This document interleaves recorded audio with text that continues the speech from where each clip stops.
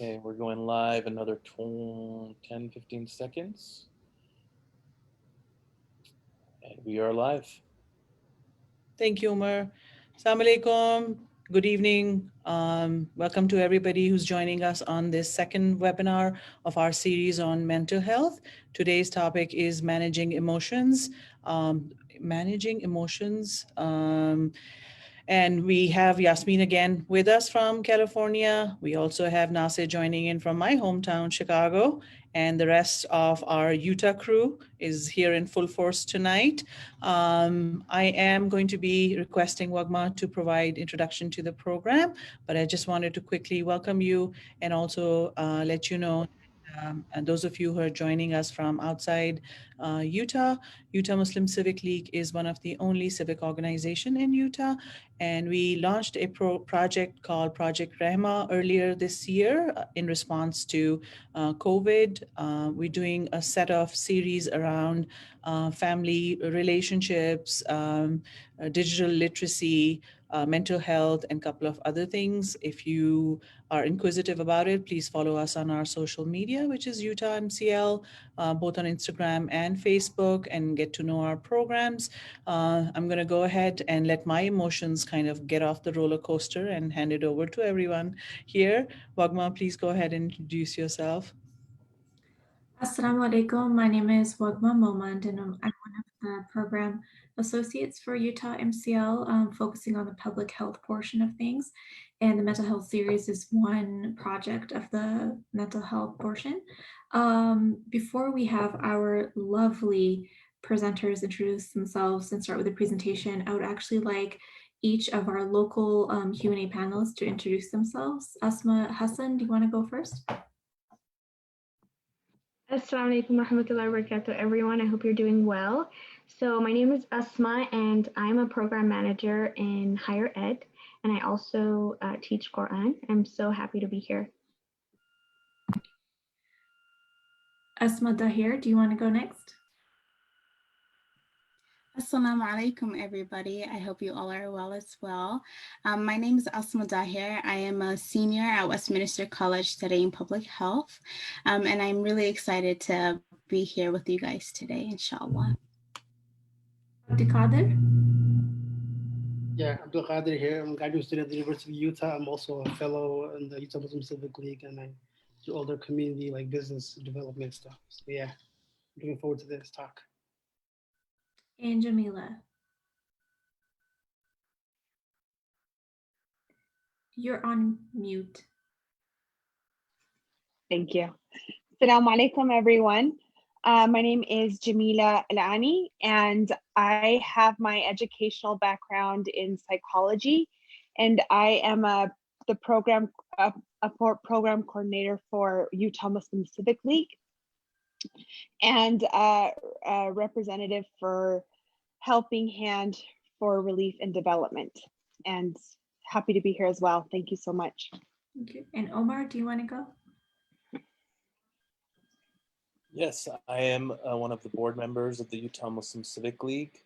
My background's in e-commerce and digital marketing, and I'm just really looking forward to the second part of this series. I really enjoyed the part about self-compassion and all that we learned last time. So thank you, our panelists, for being here. All right, Yasmin and Naseh, I'm handing it over to you guys. Awesome, thank you. So I'll start. Assalamu alaikum, everyone. My name is Yasmin Irfani, and I'm really grateful to be sharing this space with all of you. My background is in college counseling and student services, and I currently work at a mental health nonprofit called the National Alliance on Mental Illness in the greater Los Angeles area in California. And I honestly wouldn't be where I am today if Allah hadn't blessed me with the privilege of going through therapy and getting the tools that I needed to and continuously need to learn how to manage being an emotional and highly sensitive person. So I'm excited to be able to share a little bit of these tools and speak with all of you. Awesome. Thank you so much, Yasmin. Assalamu alaikum, everyone. My name is Nasah Ahmed. I am also from Chicago, like Luna, so this is my home here.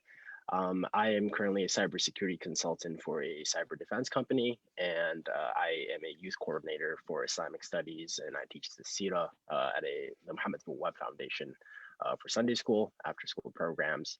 And I am also a student at the Right Foundation, which is for the realization of human potential, where I'm developing my social emotional intelligence, particularly over the last couple of years, and it has changed my life, really. Who I was 2 years ago is a reflection of something so much greater. And I'm happy to share the space with Yasmin and everyone here. And I look forward to talking about the content. All right, so Nasih, can you screen share? Absolutely. All righty. So as we dive into managing the roller coaster of emotions, I'd like to take a moment for us to ground ourselves. So just really planting your feet on the floor, sitting in your chair, taking a few deep breaths.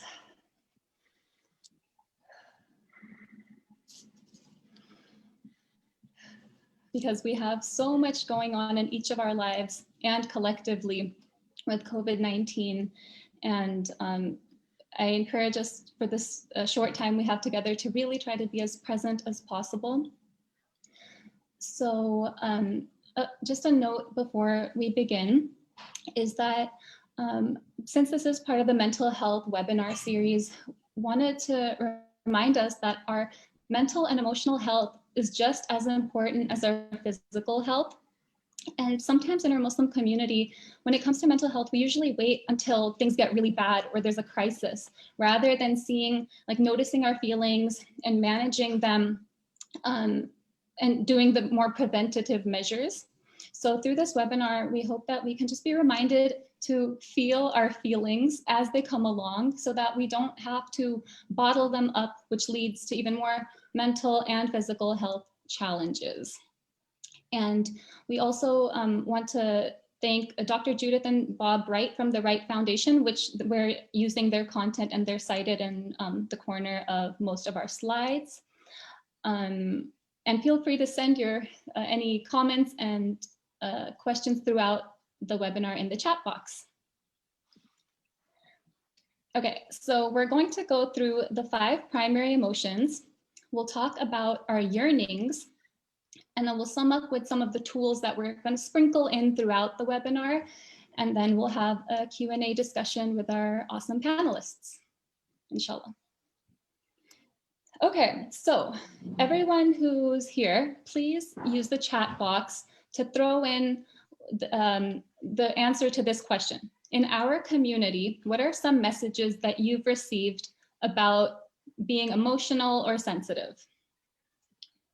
We'll give you a moment.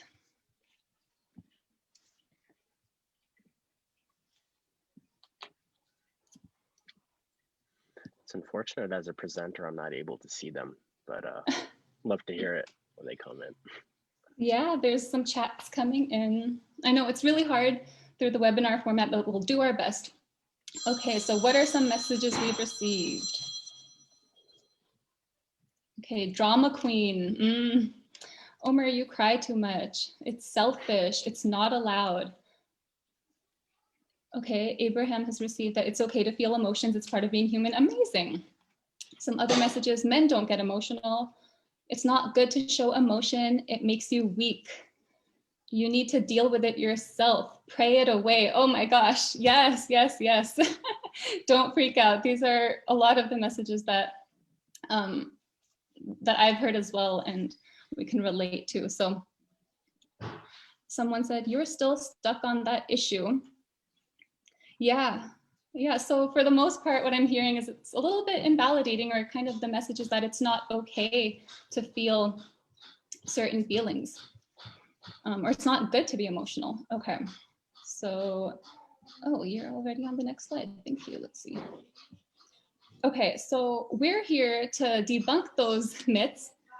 And so let's first share, why should you even listen to this webinar? So let's talk about the benefits of social and emotional intelligence. So studies show that those who are more in tune with their emotions have more career success, better relationships, whether in family, friends, coworkers, greater connection with their faith and spirituality, and an overall greater life satisfaction. So we're going to do a poll. Which of these benefits would you like to see in your life the most? And if we could launch the poll.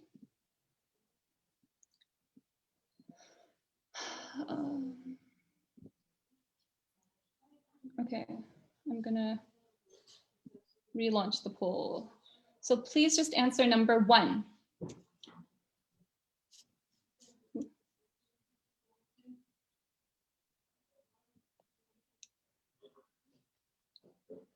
I don't see any votes coming in yet.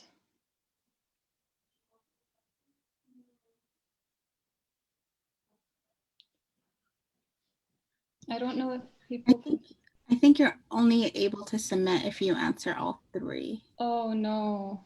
Okay, let me just end the poll. Yasmin, give me 1 second and try going to question number 2. It'll come up as a... What? Okay, what we can do is maybe people can put it in the chat while the next polls are loaded.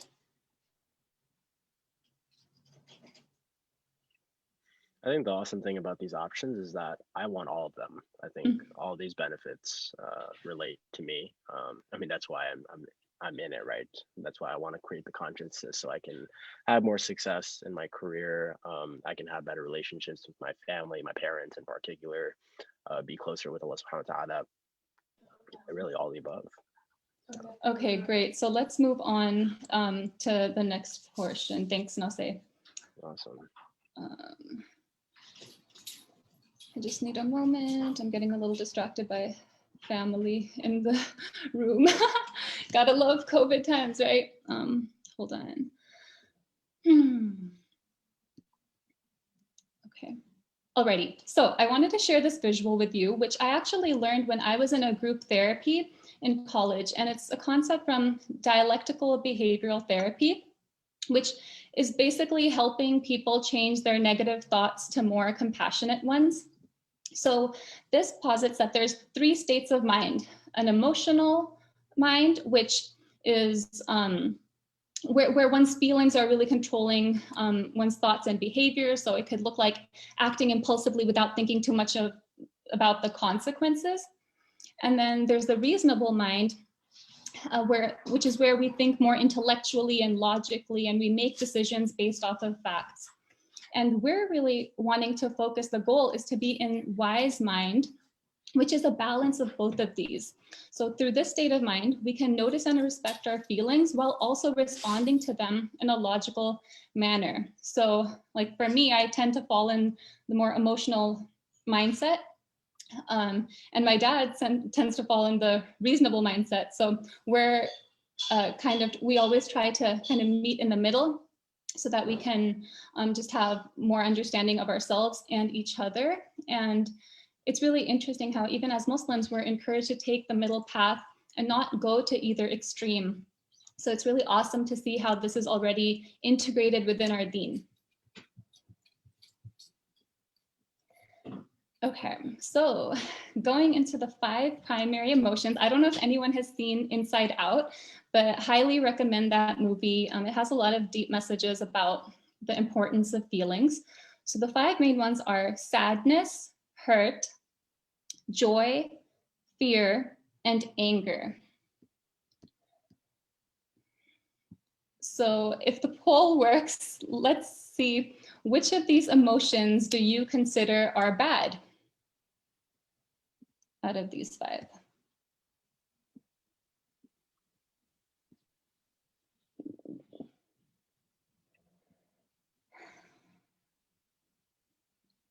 Okay, the poll issue. Naseh, should we do the chat instead? Yeah, it's perfectly fine. Since the 3 questions are coming at the same time? Not a problem.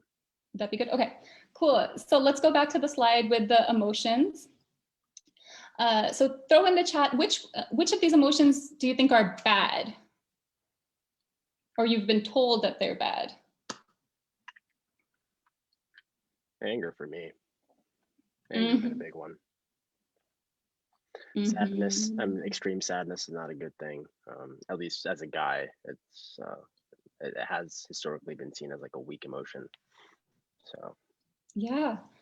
And people are also saying what you're saying. I'm seeing some anger in caps lock, sadness, fear.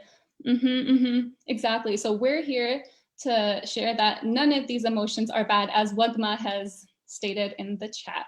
They all serve a purpose and a function. We're designed to feel these things, and Naseh will be going deeper into them. Awesome. Thank you so much, Yasmin. And so just, it was a really great segue here. The 5 primary emotions that we learned here at the Right Foundation. And, you know, I've been in the program for a while, and it's taken me a while to actually grasp that, wow, I can actually feel anger. Because my concept of anger was like, oh, I have to like lash out. I have to like flip the table or something. I didn't even know anger could be something like being frustrated or being angry, irritated, resentful, or in many cases, I'm a chronic passive aggressive person. So passive aggressiveness is a form of anger as well. So understanding these secondary emotions that tie to the principal emotion really helps me understand, okay, where am I right now in my body? And then how can I shift to a much more productive state of mind, right? So as Yasmin mentioned, the 5 primary emotions are fear, hurt, anger, sadness, and joy. And, you know, fear, we talk about these principal emotions. Just saying fear doesn't really, historically didn't resonate well with me. It's like, oh, I don't really get afraid. But if you look at the secondary emotions, these terms that we have underneath, I think a lot of us can resonate with like, yeah, I do get anxious at work. Sometimes I get apprehensive. That happens. Well, the primary emotion there is fear, and so on and so forth with all these other emotions here. So move on to the next slide. Can I just add something, Naseh? Sure, go for it. Regarding these emotions, just wanted to point out that every one of us feels these feelings from time to time, especially in the pandemic. But when these feelings are becoming intense and persistent, like going like on for a long time, such as like feeling very sad for over 2 weeks, they can get in the way of a person's ability to function in their everyday life. So it's important to know when to seek appropriate professional help. I just wanted to add that. Thank you. Yeah, it's a great point. And to also Wagma's point that all emotions are okay. All these emotions are there for me to understand where I am. It kind of signals a direction, like how am I feeling? What's really going on for me? I'm feeling angry. Actually, we'll jump into the slides and we'll extrapolate on it, but we'll start to get into each one individually. So let's start with fear. So we have a quote here for what fear is, but basically an unpleasant feeling triggered by the perception of danger, real or imagined. Really, fear is very foundational to our existence. Fear comes in every element of my day. And I'm sure many people can relate with me on that. You know, me feeling fear in the morning when I have a work meeting, me feeling fear having to have a conversation with my dad about something I don't want to have a conversation about, me feeling fear coming into this meeting here with all these panelists and all these guests, feeling like, wow, okay, I don't know if I'm going to do well. That's a fear that I have. And here's one photo that some people can relate with in the corporate world where, oh, I have a lot of people who need things from me. How can I satisfy everyone? There's an element of fear there that we definitely need to be cognizant of. So moving on to the next part, just a little bit more context there. Yes, the brain is wired for survival. And really, the brain is trying to keep us safe, right? The fear is a way for us to understand, like, oh, don't take any risks. The brain wants to keep us in a safe zone. And so the question here becomes like, okay, how can I step into my fear? How can I challenge the fear to get into another state, you know, to develop even further? So there's a quote by our Dr. Judith Wright from the program. And this is very powerful. When you admit your fear to yourself and others, you take away some of its limiting power. It's to admit that you're feeling fear. You know, I think so. I teach CETA classes on a week-to-week basis with my students, and it's a very discussion-based class where we're trying to take lessons from the Prophet ﷺ, his life, his encounters, and trying to implement it in our lives. And so when I think about fear in the CETA of the Prophet, what's a time that the Prophet ﷺ felt fear? I think of the experience he had that many of us can remember, the cave of Hira, when he got first revelation, "Iqra bismi rabbika alladhi khalaq," read in the name of your Lord. He was very afraid. And what did he do? He went down to the from the mountain to his wife to cover me, cover me. He had his fear, the fear he felt, and he went to his wife to feel the comfort. You know, I asked this question to myself and really for all of us openly, you know, where do we go with our fear? Who do we go to? Do we go to a spouse? Do we go to our wife, husband? I mean, I'm not married, so do I go to my siblings? Do I go to my best friend, my parents when I'm feeling afraid? Or do I just hold it in my body and let it formulate into something very regressive for me, something very damaging, right? So that's a good example, I think, from the Prophet Prophet's life, where I can think of fear being used in a productive manner, seeking comfort, safety. So, you know, this is an open question I'd like to ask one of the panelists here. Can you remember a fear that you may have felt today, since the morning? Luna, do you have any, or Asma, Amar? For me, maybe let's stop screen sharing so people can see them. Yeah, great point. I can share one. So I started physical therapy like recently, and I broke I tore my Achilles, and then today, like the first day, I actually got to walk without my boot on both of my legs, and like for me to get out of my boot and take like the first step, that was like a big fear that I had. But after I took that step and like planted my foot down, I was able to like walk on both of my feet, like gradually. It's like that was a big fear, but I overcame it by just taking that step and put my foot down. Congratulations, that's awesome. You trusted yourself. You trusted that you would be okay, and you stepped into the fear, and you got the results. It's beautiful. Thank you. Anyone else? For me, one of the fears that I have had today is, so I had the opportunity of getting the COVID-19 vaccine because I work in the hospital setting. And the fear for me is especially like looking at the different health histories of disparities and injustices that have been targeted towards Black communities in America, and grappling with that, but also this opportunity that has presented itself to be a role model and an advocate for both the Black and Muslim communities in Utah. And so when it was presented to me, I felt fear in the fact that I might not be the best advocate for everyone, but also like the health risks and the complications that might arise from it. However, I think that this opportunity is amazing, and I think that research and allowing myself to really do my own work surrounding the vaccine could really be instrumental to alleviating that fear. Thank you so much, Asma. Yeah, absolutely. I mean, I relate with you on the fear of not being good enough or not being qualified for certain things. Like it's something I constantly have to fight day in and day out. Like, oh, can I generally make the impact that I think I can, or that other people think of me? So thank you. These are all beautiful shares, and I'm seeing a few comments in the chat as well. You're spot on. Fear of failure, fear of missing out. Spot on there. And quick question, for those of you who just shared, do you agree with the quote Naseh shared that like by saying it out loud, it kind of alleviated the fear a little? Like Abdul got there and Asma. Yes, certainly. Yeah, definitely, because then you could allow and identify with other people who have similar fears, and it allows you to know that you're not alone. Absolutely. Cool. And it's powerful. Hearing your fears gives me the power. Spot on. Yeah, it gives me the power to like, oh, I want to share my fear, and just that communicate the connection together. So I will now share the screen again and move into the next emotion. So this is a good one here, anger, right? This is going to be a fun one to talk about, anger. A feeling of annoyance, displeasure, hostility, and is often used to set boundaries. Okay, that last part needs a little bit more context there, but as I mentioned, anger, growing up, I'm Pakistani, South Asian household. Anger is not a good emotion. anger, you definitely don't get angry with your parents. You definitely don't get angry with your elders, anything like that. It's seen as bad. And so what would I do? What I did to kind of survive this situation is that I would just withhold, right? I would have all this anger, bottle it up, and I would tell myself, I don't really get angry because do you see me angry? You don't see me throwing my pillows at anyone or breaking glass.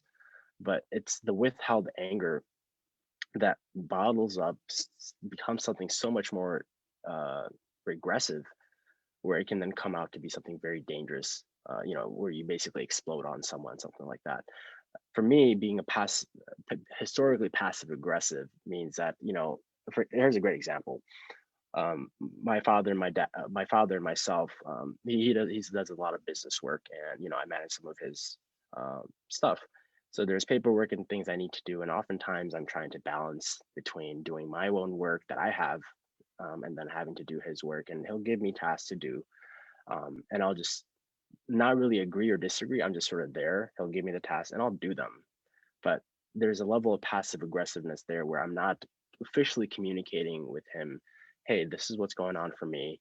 I have these other obligations right now. I cannot make time, because it goes back to the fear. There's a fear that I have of my dad maybe lashing out, so on and so forth. And so how do I deal with my anger? I am feeling angry that my dad is telling me to do all these things.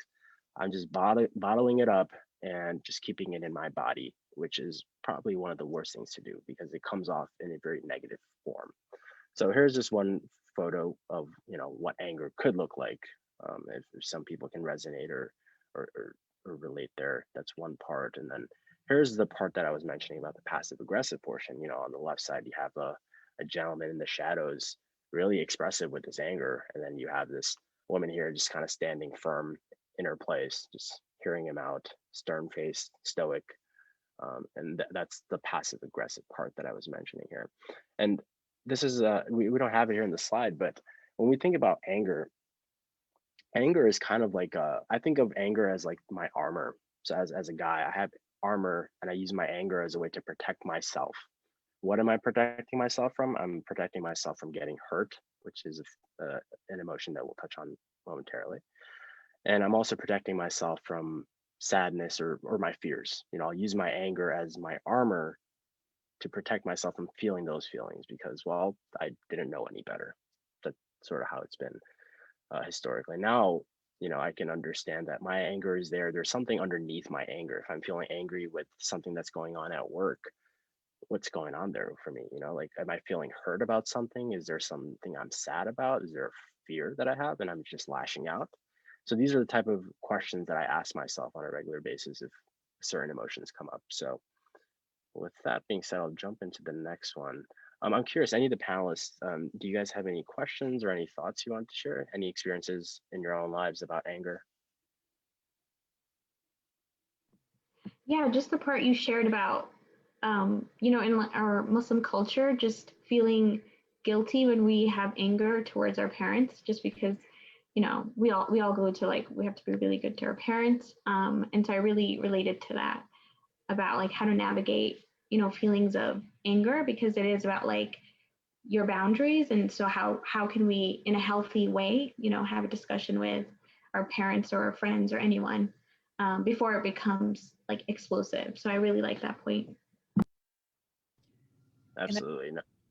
I just want to add a comment that I guess being the only parent in this group, it's also very hard for parents to unlearn the behavior, right? We also grew up with our set of parents or our community. And if we saw that and somehow we are modeling it, how do you unlearn? Where does that journey begin after you become a parent, before you become a parent? How does that look like? And then when your kids or your community brings it up to you, how to handle that and begin at any stage, a process of healing or unlearning. Absolutely. No, I'm very glad you brought that up, Luna, because that's something that I'm very empathetic of with my parents. They've made leaps and bounds of changes as of late, because I have 5 siblings, so it's a ruckus at the house. Everyone's doing something. My parents are angry at someone at some point for doing something, And for them to be more understanding of like, okay, this is sort of how society is, how can we communicate effectively to better build a better relationship. And so I'm very empathetic of my parents, and how far they've come. And of course, what their background was. My parents, and my dad in particular, he was a very hardworking classic immigrant story, coming to the United States to build a family for himself. So he didn't have much of a relationship with his parents. He did everything for the family, so it was very transactional in that respect. He didn't get the the love and support that you kind of would want to have with your kids growing up. And so he's trying to seek that now with us as his kids, and it gets kind of tough as we grow older, to manage that part. So these are all things that I try to be conscious of, and I'm hoping that other people are also relating in some way or shape. So with the anger, we can jump into the hurt. So hurt is an interesting one. Unhappiness or sadness caused by someone's words or actions. If we take it to the Sira again, there's because I'm actually on this lesson, so it's kind of fresh in my mind. We're talking about during the Meccan period when the Prophet ﷺ just lost a lot of people. He lost his wife, he lost his beloved uncle, and he's now asking for protection from some neighboring towns under the persecution that's happening in Mecca. And so he goes to the city of Ta'if. Right? He goes to the city asking for support, and the city basically ridicules him out of it, to the point where there were children who were throwing stones at him, bloody from head to the feet. And this is a very painful experience for him. The hurt that the Prophet ﷺ must have felt to have been shunned in that manner. And oftentimes when I think about my hurt, I get hurt and it becomes very toxic. When I get hurt, I sometimes want to hurt other people. So that can mean I withhold, or I'm very passive or sneaky about not communicating effectively. And I think it's such a beautiful lesson from the Prophet ﷺ of how he dealt with his hurt. This is a very painful experience for him to be shunned out from a town like that, to have kids throw stones at you. And there's the Prophet basically proclaiming his fear to Allah subhanahu wa ta'ala, saying, I am at your mercy, please, I need support. I'm paraphrasing here, of course. But what came after that? Angel Jibreel alayhi salam came down and even suggested that, would you like me to have an angel come and destroy this town with mountains? And the Prophet ﷺ, and he used his hurt in a very compassionate manner. He didn't think like, if I'm hurt, right, and I want to be destructive, I can say, yeah, destroy that town right now, do it please. I want my hurt to go away.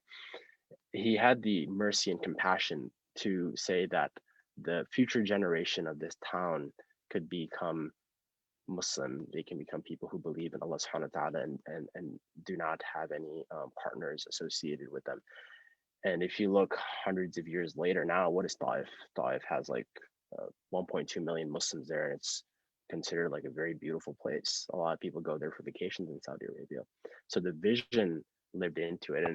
And that's the thing, right? Like sometimes at work, I'll get hurt with an experience I have with a coworker. And, I would want to punish the entire team by maybe just not doing my work, like completely hiding, running away, but tending to my hurt, understanding like what that specific hurt is. And then we'll get into the yearnings aspect, which will help, make it a much more proactive way to handle these emotions.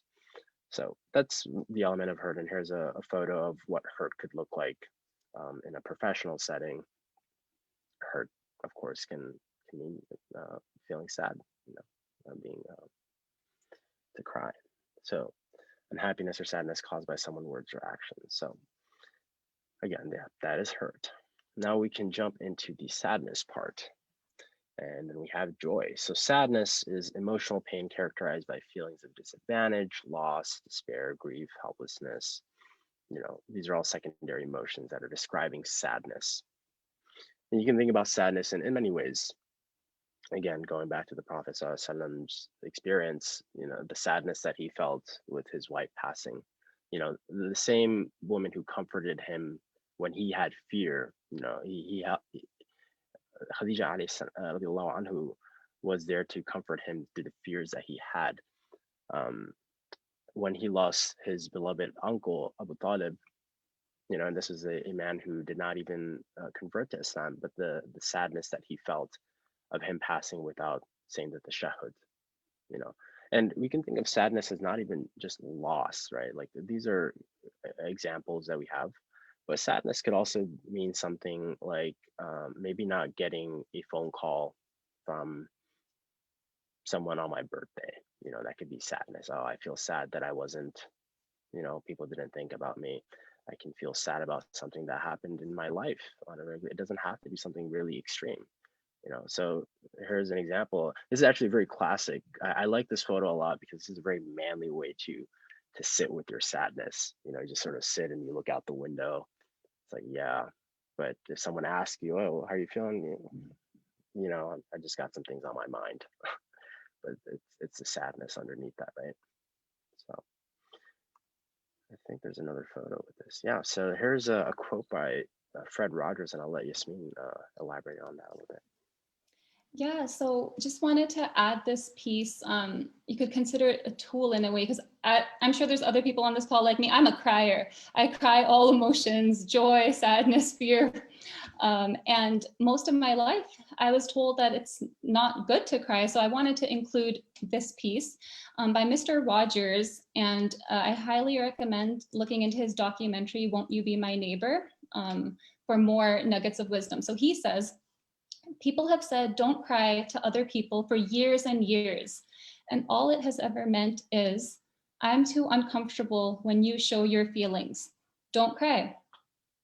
I'd rather have them say, go ahead and cry. I'm here to be with you. And I think it's really beautiful because even I'm, at least in my experience, I'll speak for myself, after I have a good cry, it feels the way it does after a rainy day, where after the rain pours, the sky is clearer, there's freshness and crispness. And the same is for our human bodies. Crying can be really cleansing, and it's a release. So we should not tell each other not to cry. Yeah, no, absolutely. That's spot on there. It's really trying to manage. I see this as like managing other people's emotions. If I think about someone like maybe my baby sister, she was actually crying a few hours ago, and she's like 4 years old, and I think one of my siblings told her, like, stop crying. What's going on? Like, I will not hear you if you stop crying. It really helps me remember, like, oh, if I am saying that to someone, it probably means that I'm very uncomfortable in my own sadness, expressing my own, it bothers me so much that someone else is crying that I need to tell them to shut up, right? And so just bringing that bringing that into consciousness is very important, right? And this quote really just hits the nail on the head there. So thank you for adding this, Yasmin. All right, so we'll jump into the joy part now. So here's a nice photo about what it looks like to be joyful. There's a lot of diagrams here showing you exactly what the facial reactions look like, but I think we all have a good idea what joy is, right? Feeling of great pleasure and happiness. Elated was a word that was used in one of the previous slides, but here's another version. Joy can mean so many different things. Joy can mean, you can find joy in the little, like me being here with you all, seeing everyone's faces and having this dialogue. I feel a level of joy. I feel very tender being in this space. Looking at these photos, like on the right side, like the joy I feel maybe with my little sister, or being with my sibling or my father or whoever, right? On the left, the joy that you may feel supplicating to Allah subhanahu wa ta'ala, praying. There's a different, like, it's really interesting how we don't really bring too much awareness to emotions in prayer. I think to myself, like, when was the last time I like really genuinely cried in prayer? During Ramadan, for example, like Taraweeh, Laylatul Qadr night, we're kind of expected to during the big dua, and it's been tough.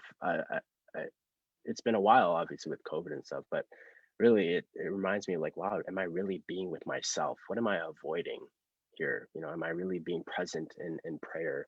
Am I being present with myself and my body? With like sadness and hurt, I really have to bring it into my body. And Yasmin will kind of discuss it later on, one of the tools of managing the roller coaster of emotions. But it's like the breathing aspect, like really breathing into the feelings and centering your body. There's other things like how to comfort myself when I'm feeling sadness or hurt. You know, there's the touch aspect that we have. Like there's psychological studies on like somatic experiences. So like the vagus nerve on the back, massaging this over here. When you make wudu, right, when we're washing our nose 3 times, this right here, just rubbing our nose together, is a very like comforting experience. And wudu, I actually do this. It like really helps me center myself before I stand in front of Allah subhanahu wa ta'ala for prayer, right? And we talk about like anger. You know, the Islamic way of dealing with anger is, for one, it's like if you're in one state in your body. So if you're standing, you want to sit down. If you're sitting down, you want to lie down. If you're lying down, it's basically saying you want to change your physical body state, and sometimes that will work. Other times it's me like genuinely expressing myself, like, hey, I feel angry about this with someone I truly trust. So there are different ways to handle it in that respect. So that's the joy element here. And now we will talk about yearning. So I'll pass it back to Yasmin. Awesome, thank you. And if anyone on the other end could create the last poll just so that it shows the yearnings, that would be awesome. If not, no worries, but heads up, that is coming. Okay, so all of these emotions, okay, one second. They, underneath each of our emotions are yearnings. So this is a word which isn't really used that much in our everyday language. And it's coined by Dr. Judith and Bob Wright. And the definition is a deep desire or a longing for something. So you can, okay, I'm gonna end this poll because the poll will be used later, but I only want it to show the yearnings if possible. Okay, so you can think of yearnings as an inner GPS that guides you to what you need for your soul. So as humans, we want a lot of things, but sometimes when we get them, we're still not fulfilled or satisfied. So like for me, like I might think I want a big bowl of ice cream and to eat a lot of sugar, but underneath that, like after eating all of that, it's still not fulfilling me because there's a yearning underneath that, which is not being fulfilled. And we'll share a little bit more about yearnings. So we wanted to share this quote by Brene Brown, who is amazing to look into as well.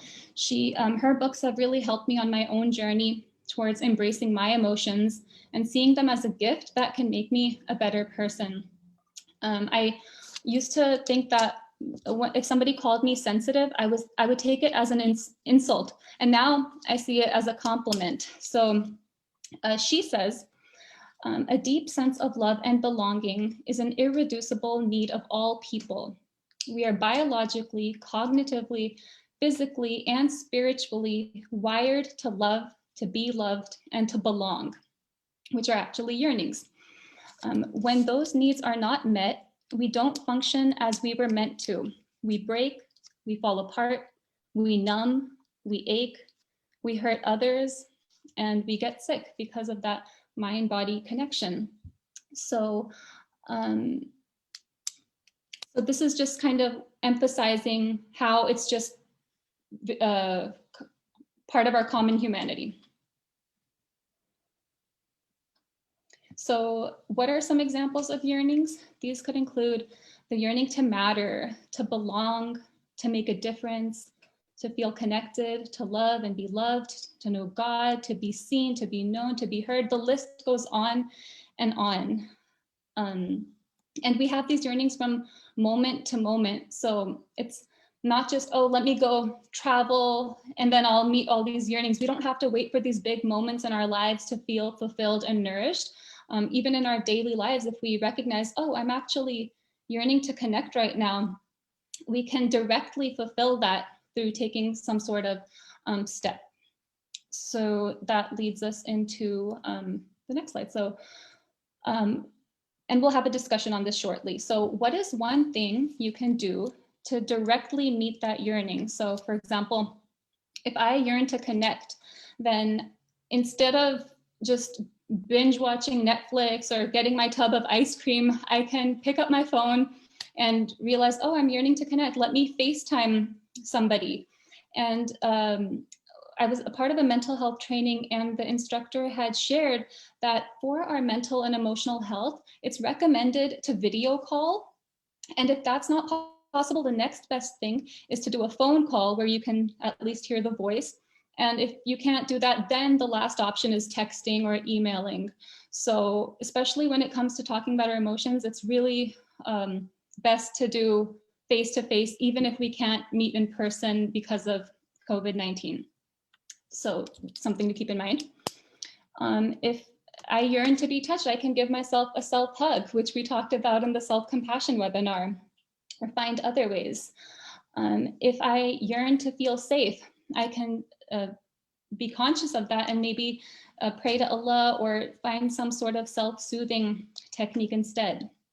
If I want to feel like I matter, I can volunteer virtually, or I can maybe call up my little niece and help her feel like she matters, and that'll make me feel like I matter.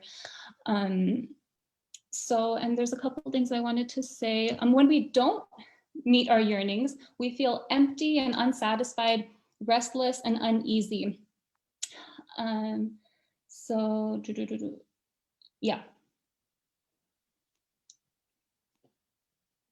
And we actually want to launch a poll for all of you to see, what are you yearning for in this moment?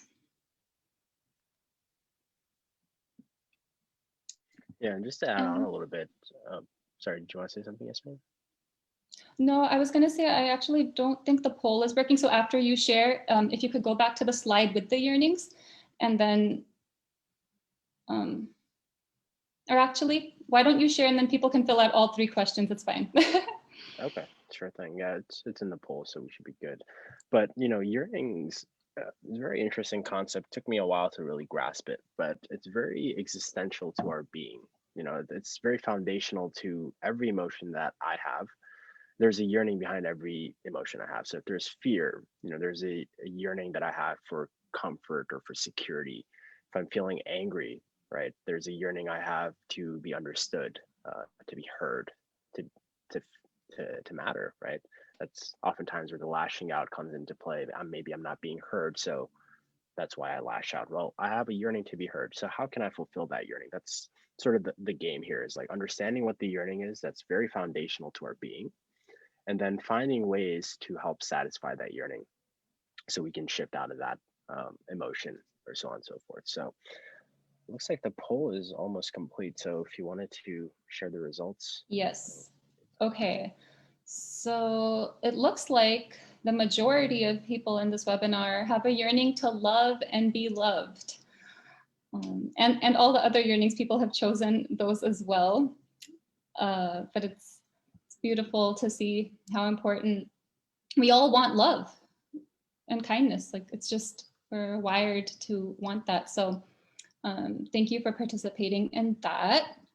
And we're actually going to, let's have the discussion piece. We can stop sharing and then end with the tools. So any of the panelists, would you like to, let me remove my spotlight. Okay, so would you like to share a feeling that's coming up for you or that came up today? And then we can explore what do you think was the yearning underneath that? And then how can you fulfill that? So we'll walk you through it. Yeah, so I think before we even get into that, I can kind of share my own process of how I will go through.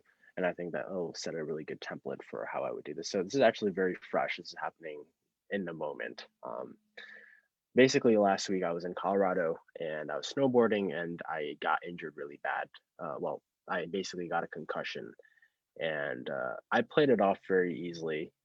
But really, when I heard what happened, when I was unconscious, so on and so forth, I was gone for 20, 30 minutes. I had a couple of seizures. My helmet was completely destroyed. So just to think of the thought, like, wow, I probably would not even be here right now if I didn't have a helmet on, right? And so I have this group chat with some friends, and I wanted to share it with them. And, you know, I got support. You know, I was sharing it because I wanted I wanted other people to kind of know me, but also like affirm me and like check, you know, hear me out here. And there's this one friend in particular who was very positive and uplifting about it. It's like, oh, you didn't have a bad accident. You had a really good accident. You're alive and conscious. And this is something that's been really triggering me for this entire week, where you know, I didn't get the support. I was looking for something different. I didn't want him to sort of just like highball me here, telling me like, oh, you're okay, you know, pat on the back, like brush it off your shoulders. I was really looking for something deeper than that. And so what emotion was I feeling? I was feeling a lot of hurt. I was feeling a lot of hurt with him. And how did I use my hurt? I used my hurt in a kind of a negative way. I wanted to hurt him. And so the way I hurt him is by not wanting to communicate with him, for one. I completely ignored a lot of his calls. We were supposed to have a meeting yesterday. I blew off the meeting completely. This is the passive aggressive way of dealing with my hurt, because I'm feeling fear to even engage with him in this dialogue because I'm afraid of being ridiculed. Like, oh, you know, and so this is a concept we can get into, like projections and transferences, and it gets much more granular there. And, you know, we can talk about that later. But, you know, the hurt I was feeling there, and then not me being able to deal with the hurt. So now I know I'm feeling hurt. Okay, so what's the yearning behind the hurt? Why do I feel hurt by him saying that? It's because I was yearning for comfort. I was yearning for affirmation. I wanted him to kind of like mother me, like, hey, Naseh, I'm so glad you're okay. You know, wow, that was a really bad accident. That's what I wanted him to say, but he didn't say that. And so because of that, I used my emotions in a very negative, counterproductive way, to not really benefit the relationship at all. So now I know what my yearning is. And so the next best step for me is to actually communicate this with him. So I actually have a call with him in a couple of days, and we're going to talk about this, and come to a mutual understanding, and then continue on with our relationship, because he's a good friend regardless. So that's the way that the inner dialogue that I have with myself, understanding what the emotion is, why am I acting the way I am with my emotions, and then finding the yearnings, and then a different way to manage, satisfy that yearning. So yeah, I hope that made sense. And if anyone else was interested in kind of sharing a little bit about their feeling, and we can kind of like go through a little exercise that way, more than happy to. So Jamelia, yeah. All right, Assalamu alaikum, everyone. Right, so right now for me, like, I'm going through a custody battle for about 2.5 years. And I just got off the phone with my custody evaluator, and basically he's telling me that, you know, a split home with the child 50-50 is fine. And it causes a lot of fear and anger and frustration for me. And my yearning is just to know the outcome. How is this going to affect my child? And the biggest worry I have is because her father is no longer Muslim. And I don't know what kind of situation that's going to put her in, to be confused in households with two different ideologies. Thank you. Wow. I'm really seeing your yearning for security, the yearning for security, for comfort, to understand what's going to happen next, right? It's very, wow, it's really in our being. So thank you for sharing that, Judith. Are you noticing any things that you're doing to self-soothe or take care of yourself, as you have this yearning? Well, honestly, it's been such a long time, so I have been doing self-care for myself. I know what helps me work through it. I know what kind of company to keep and what kind of to go out for advice and things like that. But honestly, at the end of the day, it's all by Allah's hands. He's not letting anything happen that's not supposed to happen, you know, and that's just where my comfort lies. I love that. Yeah. Thank you. I think that was a mic drop. You really worked through it yourself. So thank you for demoing that. Oh, I did? Oh, yeah, you did. Yeah, you're seeking comfort. I mean, so for someone like myself, I would say, oh, I can maybe call up a friend, or I can seek comfort to satisfy my yearning with other people. It's actually a really great reminder for me is to, be in the belief that Allah subhanahu wa ta'ala has my back regardless, right? And that my yearning to feel connected with God and my yearning for security comes from my connection with Allah subhanahu wa ta'ala. The Prophet sallallahu alaihi wasallam did that many times. There are many times he did that with his wife. He did this with Umar radiallahu anhu, Abu Bakr as-Siddiq. He dealt with his emotions with different people as well. So thank you. You're welcome. Awesome. Would love to hear from one more person from the panel. Anyone? I can go. So one of my yearnings is to really have a deeper connection with Allah subhanahu wa ta'ala. And I know that's a journey we all go through in different levels and forms. And I kept on asking myself, like, what is preventing me from having that deeper connection? And I realized that it was me that was I'm preventing myself from having that deeper connection with Allah subhanahu wa ta'ala. I feel like I'm not worthy enough, that I don't deserve his rahma or his mercy. And then I started thinking, like, why do I have such negative thoughts, right? Like, why? And I don't know, but maybe the thing that I kind of took it back to is the way that, and I'm sure this is a lot of households that a lot of people can probably relate to, is that we were taught by fear, that we were always, at least for me, I was taught that Allah subhanahu wa ta'ala is punishing, that I never really was taught the mercy side of Allah subhanahu wa ta'ala, the love, right?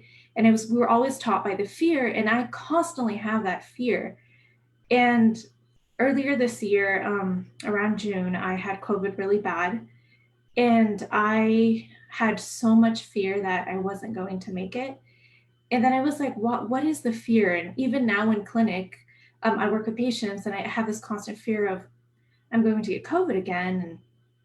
And I realized that the fear that I have is death itself, is death, but it's not death itself, it is the punishment that I'm thinking that I'm going to get. And again, it connects back to that I feel like I'm not worthy. And that in itself prevents me from having that deeper connection. And I'm trying to work on it, but it's just a continuous journey.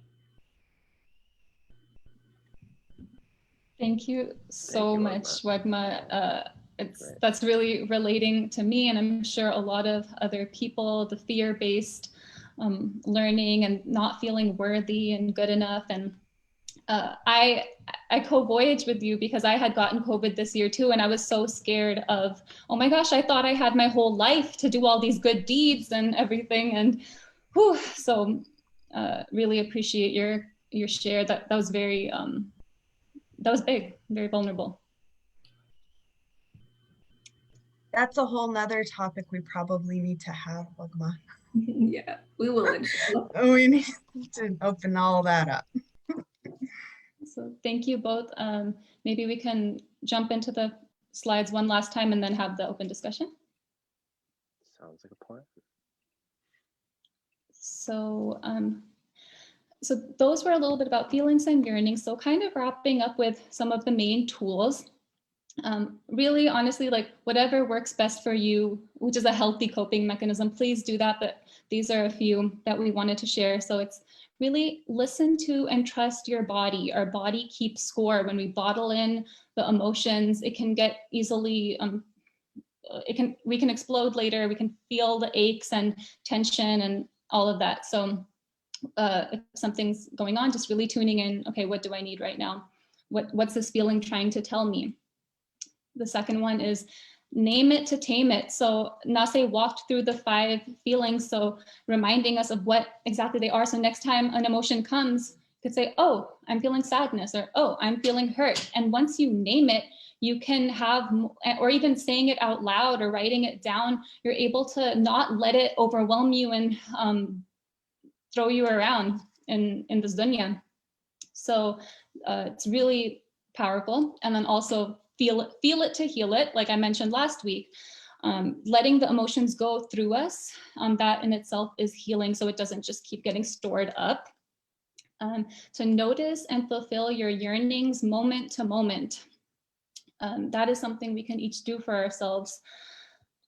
And then also I just wanted to add, like, consider trying individual or group therapy if you need some more support in gaining tools and getting that individualized support. I mean, I know I would not be able to even talk about these things if I hadn't gotten that support. So it can really change a person's life.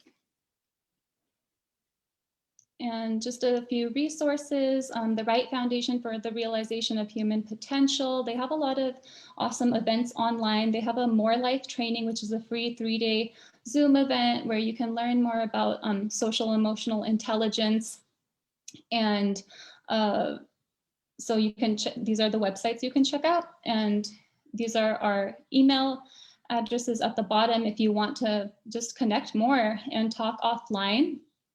And we can, oh yeah, one last thing if it shows.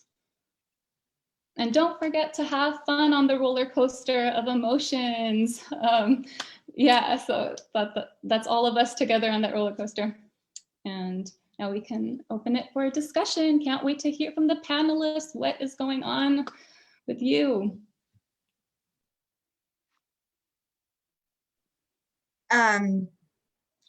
I wanted to bring up a book that I read called The Whole-Brained Child to help me with parenting and dealing the roller coaster rides of a toddler, which is really fun. But it was so funny because as I was listening, I'm just like these are tools that I can just use on myself. These are tools I can use on my husband. Like, these are tools I can just use full circle. You know, it was so useful the way it was put. Like, I think you did talk about this one in the beginning, but how you use logic to kind of overcome emotion. And so in the book they say, like, you know, here's your little brain, and you put your hat on, or you put your top brain on and you cover it. So you cover those emotions with logic. And then that's how you can, like, help children as well, help them name it to tame it, work through that logic. But I would just recommend that for everybody, whether you have kids or you don't have kids. I feel like it put it in really easy to remember terms and pretty simple. Thank you, Jamila. I have a question. So I know you mentioned, like, you know, the 5 emotions. Is there like one or a few particular emotions that dominate like different genders that like, I guess has been like researched and, like, you know, proven? Does that make sense? It does, yeah. There are studies that are done. I think we can get you more context from the program. I don't want to overstep my bounds here, but we talk about, like, feminine power and masculine power, right? The old model and, like, manhood, like, we'll talk about guys. As guys, like, you know, the old model of manhood is, like, you know, you're very quick to your anger, you withhold your sadness and your hurt. You don't bring that up because that's just not good. You know, you're a weak man if you do that. With women, I mean, it's we talk about they're much more in tune with their emotions, and that's a good thing. And there's actually a lesson we can learn from them in that respect, right? And so bringing the two together, bringing the masculine powers and the feminine powers, I think of, like, the Prophet ﷺ as, like, someone who embodies this very beautifully, someone who's very powerful as a man. He can get things done, but he's also very sensitive and empathetic of other people. These are all characteristics that embody both genders, right? So I hope that answers your question, Abdul Kadir.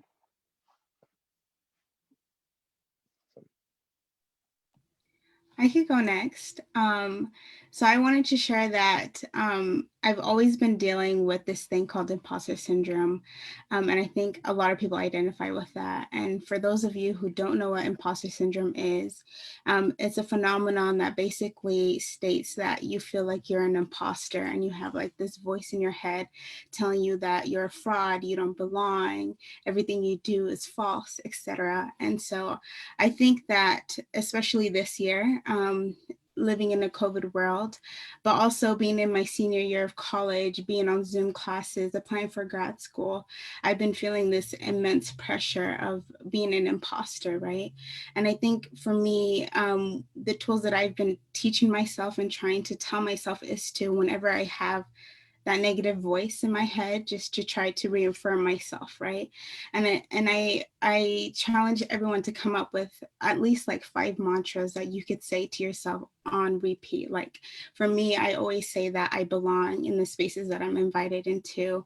I am a living testimony of my ancestors, and things like that. And I think that for me, whenever I have those negative feelings, I continue to like push these mantras, even though it may feel stupid in the moment that you're telling yourself, oh, like you're worthy and this and that. I feel like at one point you'll come to a point where you believe it, right?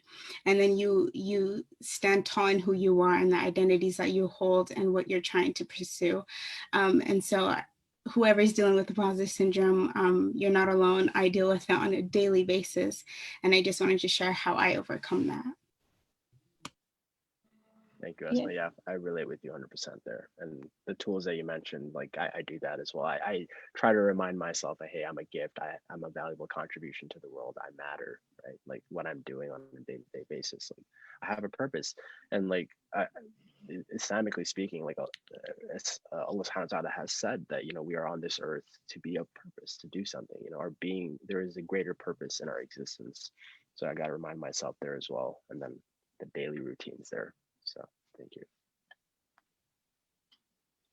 Yeah, thank you, Asma. I needed to hear that because I feel imposter syndrome all the time. The other Asma, would you like to share? Sure, yeah. So I really liked this whole conversation, and especially, you know, what Rahma, you know, talked about just having that healthy fear versus mercy when it comes to thinking of Allah subhanahu wa ta'ala. And like for me too, just I definitely see it more as like a cultural thing too, where I totally get it, you know, Somali culture back home. I'm sure that's what motivates them, like focusing on the fear. Like some people are motivated by that, but then it's like for me and just how sensitive I am, like the fear mentality doesn't really help me, because then it's like focusing on perfectionism and then I become hopeless and then I'm like, okay, I'm not worthy of this.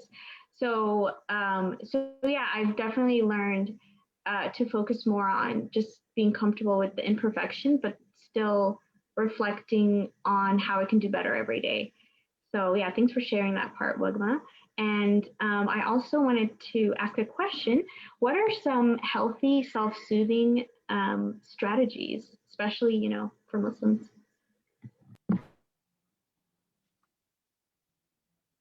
Oh, do you want me to answer that, Yasmin, or do you want to take a shot? Oh, you want? Okay. You go. So I'll tell you what I use, Asma. Self-soothing for me, you know, some things that we've like the somatic experiences of like just touch, right? So I mentioned like massaging the back of my neck there. It's actually, if you want to try it out right now, it's like that points right above your shoulders at the neck. You just sort of massage that, helps kind of alleviate the pressure from your body there. The nose part is another one.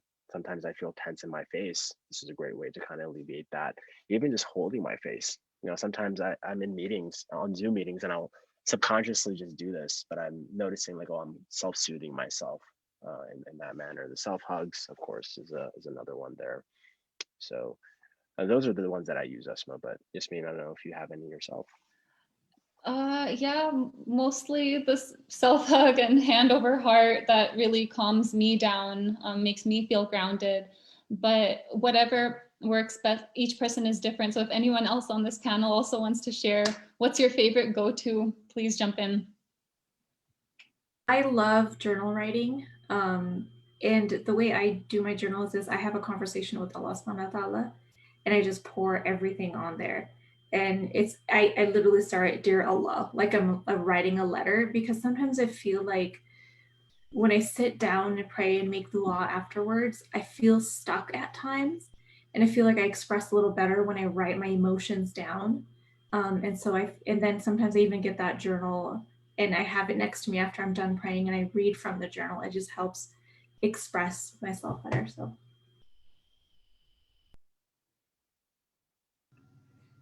for me, it's actually oral recitation.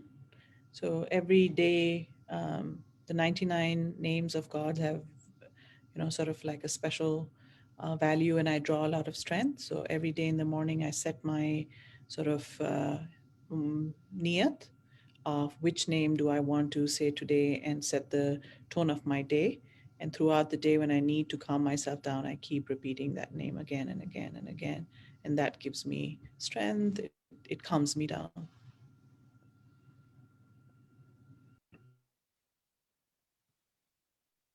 I think I have a tactic of self-soothing, but I just kind of like to be in a quiet area where I can just reflect on the day or the experiences that I'm having and appreciate the good from them, or maybe even if they're not necessarily, their appearance seems good, but what can I be thankful for from them regardless?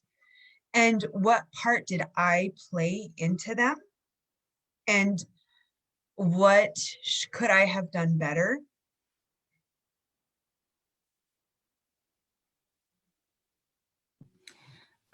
For me, aside from self-affirmations, I think building a strong community of people who you can seek advice or just vent to. Alhamdulillah, I have 6 amazing sisters in whom I confide in them, right? And I know I come from a very privileged background, having 6 sisters, yet alone anybody to talk to. And I think building that community for yourself and finding that love and unconditional support is very important. Yeah. Absolutely. None of us can do this alone. We need each other now more than ever. So thank you for that reminder. And Wagma, I'll pass it to you. I know we're going a little over. No, this is an amazing discussion. Do any of the attendees have any questions? You could drop it in the chat if you feel comfortable before we kind of wrap it up. I don't see anything come in. I have one last bring up that I would want some feedback on, I guess. It comes back to the point of anger being within cultures and how it being kind of passed down from generation to generation, environmental.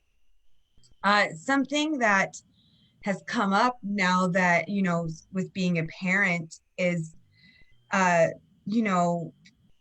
individual people tell me that I'm not parenting correctly because I'm not disciplining and hitting and, and they kind of make me feel like what I'm doing is not correct. But to me, I see that as anger, and I don't believe you should act in anger, especially when you're trying to teach. And so that's just something that's kind of come up. So I just, if you guys could see if you've experienced this, others have talked about it, what's maybe a way to kind of respond to them, if response is even something that's going to help penetrate them. Yeah, Yasmin, did you want to answer that, or did you want me to? You can start. Okay. Well, so that's a great question. I think about my relationship with anger and how I want to use it responsibly, right? We talk about anger can be used very physically. What about anger using words, right? Can we say that the Prophet ﷺ has gotten angry before? I think my understanding is that he has. I mean, there's a hadith about it's interesting. You know, I would want to set, I'm paraphrasing, but set fire to the houses of men who stay at home when Fajr is happening, right? So it's a very angry statement if you think about it. But when you talk about the response, like I think of it, I'm like, oh wow, that's pretty scary.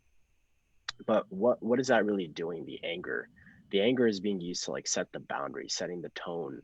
He uses words, and it's very it's pretty deep if you think about it. But you know, were there any occurrences of houses being burned? You know, I'm sure there were Muslims who didn't make it to Fajr in the morning, but were there any of those kind of cases that happened? It really sets the tone. So in parenting, you know, I have some mentors who are parents themselves, so they've shared their experiences of, you know, using words to set boundaries with their anger. That in and of itself is enough, you know, and I don't have to justify with any other person to tell them, hey, yeah, I don't really discipline my kids physically. It's like I don't even have to stoop to their level. So I hope that makes sense, Jamila. That's just my experiences with that. And I would love to talk with you offline. I'm getting a little distracted by the other questions coming in. Want to make sure there's time. So one person says, how can I satisfy my yearning for feeling accomplished? So it sounds to me that the yearning even beneath that is to matter, or to make a difference, to feel important, to feel affirmed. So without having more context to your question, I would recommend meeting that yearning by providing your gifts to the community, whatever you're good at, offering that to someone in whatever shape or form that looks like. Do you want to add anything, Nasser? Which question is this for? Oh, how can I satisfy a yearning for feeling accomplished? No, I think you're spot on with that. Okay. I'm good with that. I was actually looking at Isham's question, which is a very good one, about his father passed away recently and his mom is taking it hard. How should I help or talk to her to ease her pain? And I'm thinking about the yearning that comes when there's a lost one, right? I'm yearning for comfort. I'm yearning for security. Those are the ones that come to my head. And so how can I fulfill that yearning while being there for someone, right? Like if my mom is taking it very hard, like really just being there to comfort her, being there to listen to her speak, share her grievances, whatever is coming up for her, just being there for her, knowing that she lost her companion. And, you know, as a son, I can be there for her to support her through this time, to kind of ease her through. So that's what I would do personally.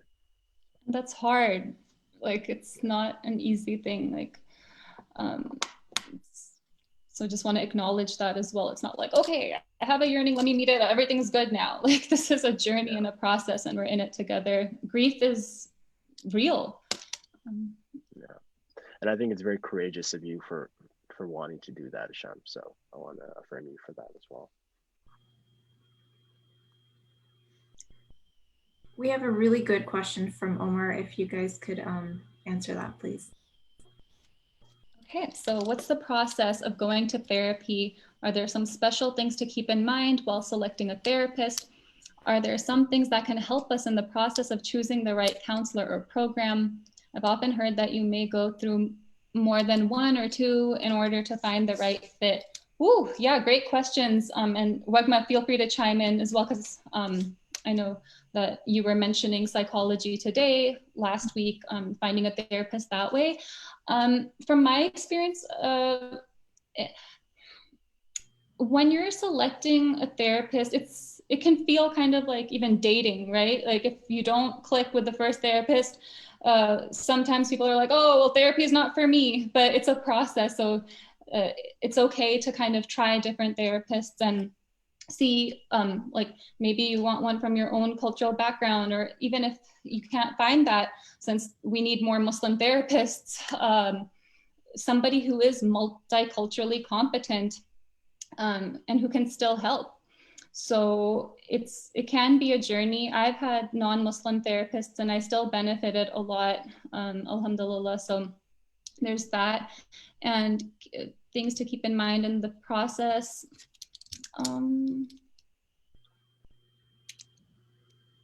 Yeah, I guess.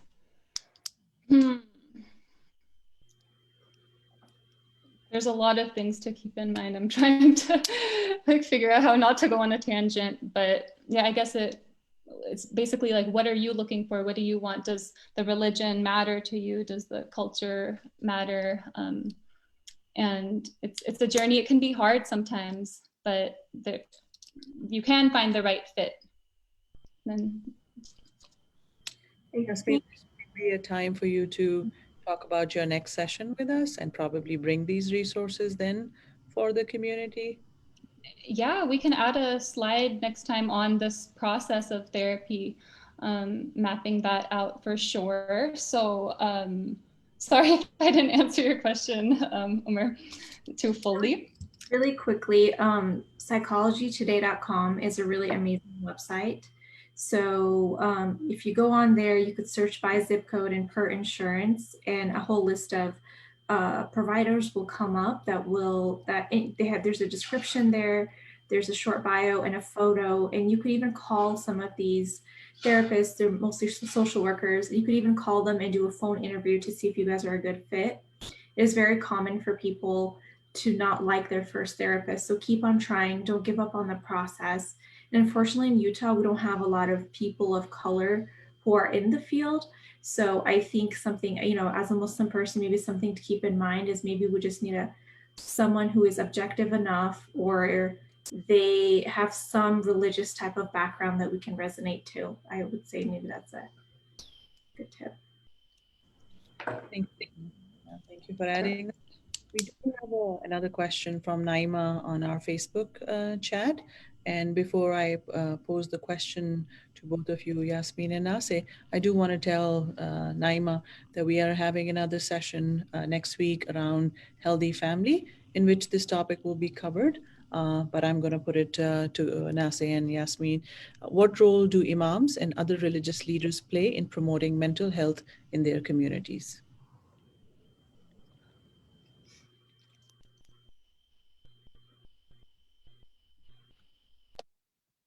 I'm on mute. I guess I'll go first. That's a very good question. And, I have a vision for a day when social emotional intelligence is so easily accessible within our Islamic communities. I do this work. I'm a Sunday school teacher with these kids, to basically bring this type of content into these teens who are kind of, going through puberty. We know what that phase looks like, right? Very rebellious and that don't want to engage, so on and so forth.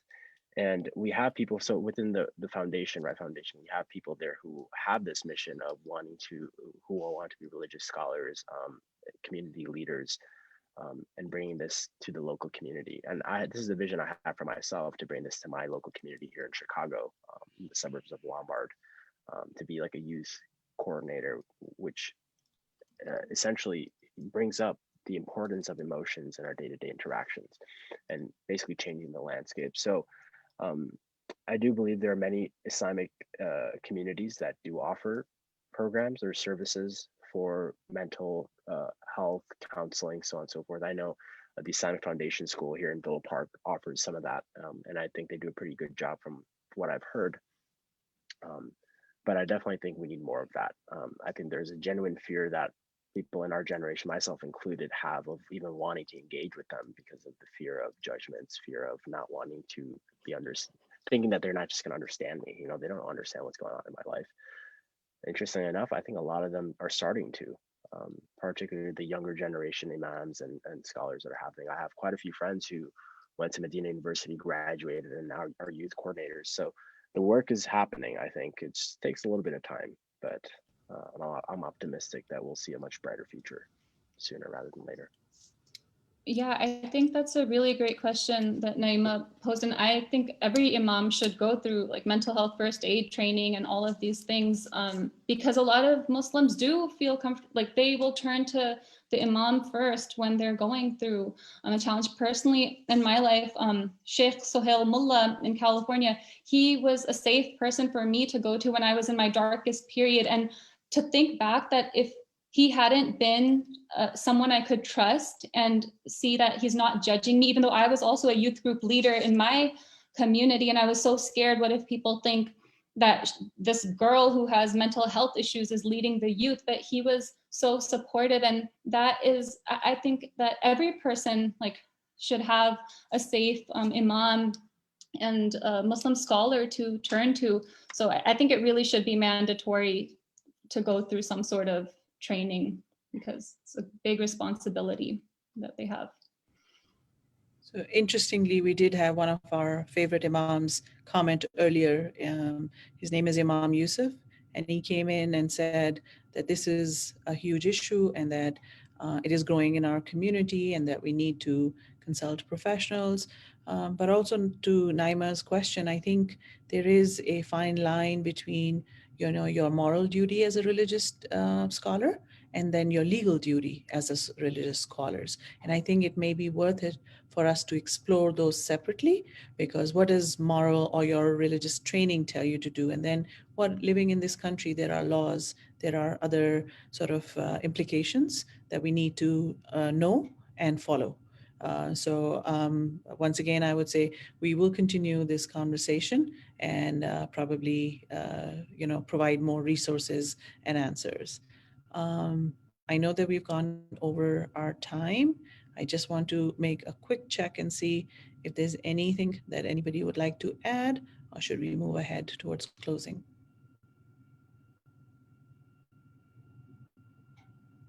All right. So in the closing, what I obviously want to thank Naseh and Yasmin. I think having these conversations on camera and bringing, you know, these emotions out is one of the hardest possible, you know, job. And I really want to commend all the panelists who've joined in and also have shown their vulnerability. It is, once again, to be out there in front of the community and share your feelings is extremely hard. And I also feel that in this entire conversation, there were a lot of places where that intergenerational gap is very obvious. And I think it may be worth it for us to have that conversation as well, as to how do you bridge that sort of barrier. I know for a fact for myself, as I said in the beginning, that the process started probably differently. And I think as to Jamila's point of, you know, people critiquing your parenting and everything, I mean, right now people are critiquing your parenting. Wait till your daughter grows up and critiques your parenting. So that's the next phase as well. Take it easy. Don't take yourself so seriously and everything, and keep the door open of listening and understanding. And that's what I would invite our entire community to do with our panelists and our speakers, to have an open mind, have an honest discussion, because unless we have those open discussions, growth cannot happen. So please do join us back again. Our calendar on social media will provide you details as to what exactly we're doing and taking you along. Thank you so much for spending this evening with us. We really appreciate. Yasmin and Naseh, keep rocking. Thank you so much. Take care. Thank you all so much for coming. Assalamu alaikum. Assalamu alaikum.